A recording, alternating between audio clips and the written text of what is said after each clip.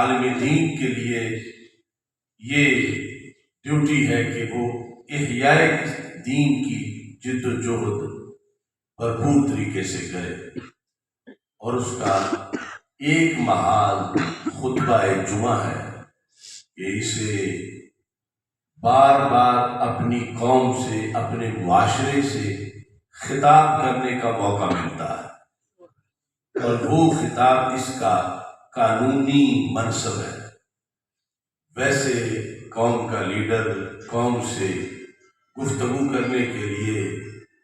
اسے بہت دنوں کا انتظار کرنا پڑتا ہے، پھر جا کے وہ قوم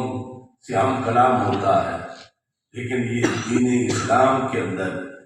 محلے محلے میں جو دین کا رہبر ہے اس محلے کا، اسے یہ موقع دیا گیا ہے کہ ایسا نہ ہو کہ مہینہ آنے تک یا سال بدلنے تک بہت سی بیماری پھیل جائے، کہ ہر جمعے پر جو بھی بیماری آ گئی ہو اس کے علاج کے لیے وہ گفتگو کرے، خواہ وہ بد عملی ہو، خواہ وہ بد اعتقادی ہو، تاکہ ساتھ ساتھ بیماریوں کا علاج ہوتا رہے۔ اس لیے خطبہ جمعہ رکھا گیا، اور اس کو اتنی ویلیو دی گئی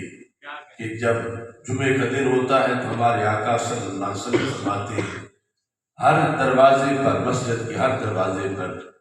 اللہ کے فرشتے آگے کھڑے ہوتے ہیں، یکتبون الاول فالاول۔ ان کی ڈیوٹی یہ لکھتا ہے کہ آنے میں کون پہلے نمبر پہ آیا ہے، کون دوسرے نمبر پہ آیا ہے، کون تیسرے نمبر پہ، یعنی جس ترتیب سے مسجد میں داخل ہوئے ہیں ان کا کام وہ ترتیب وار سب کو لکھنا ہے۔ لیکن یہ ترتیب اس وقت تک ہے جب تک خطیب خطبہ شروع نہ کرے۔ فرمایا اذا خرج الخطیب اذا خرج الامام، لفظ امام کے مراد خطیب ہے، یعنی جو خطبہ شروع کرے،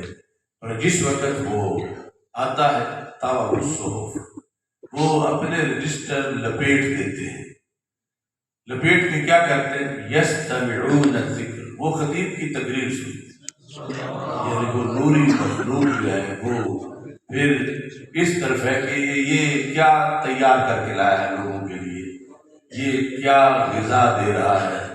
کتنی اہم بات کر رہا ہے۔ اس سے یہ بھی پتہ چلتا ہے کہ اسے کتنا اہتمام کرنا چاہیے گفتگو کے لیے، کیونکہ اس کا ہر لفظ ویسے کرام الکاتبین بھی نوٹ کریں گے، لیکن یہ جو رجسٹر لے کے آئے ہوئے ہیں جن کو اتنا اس سلسلے میں شوق ہے کہ اب ہم نے وہ ڈیوٹی جتنی کرنی تھی کر لی، اب اگلا کام یہ ہے کہ ہم نے خطیب کی تقریر سن لی ہے۔ وہ ہر مسجد کا جو خطیب ہے اس کی تقریر کے لیے پھر وہ لوگوں کے ساتھ بیٹھ جاتے ہیں اور اس خطیب کو سنتے ہیں، نوٹ کرتے ہیں۔ اس بنیاد پر یعنی یہ جو غلبہ اسلام کی جد و جہد ہے، اس میں جمعے کے خطبے کا بہت بڑا کردار ہے، بہت بڑا دخل ہے، پھر اس میں موضوعات کا بہت بڑا دخل ہے۔ الاہم فالاہم، ویسے تو ہر حکم قرآن کا، ہر موضوع قرآن و سنت کا بڑا ضروری ہے، لیکن ترجیح کی بنیادیں بھی کچھ ہوتی ہیں۔ ہو سکتا ہے کہ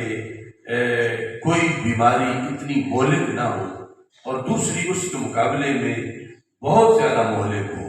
اور وہ زیادہ پھیل رہی ہو، تو پھر اس کا جلد علاج کرنا ہوگا، اور اس بنیاد پر جلد احکام پہنچانا کہ اب بیماری کون سی ہے اور اس کا علاج کیا ہے۔ اگر خطیب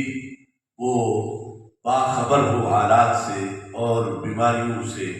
اور علاج کر سکتا ہو، تو پھر اس کے لیے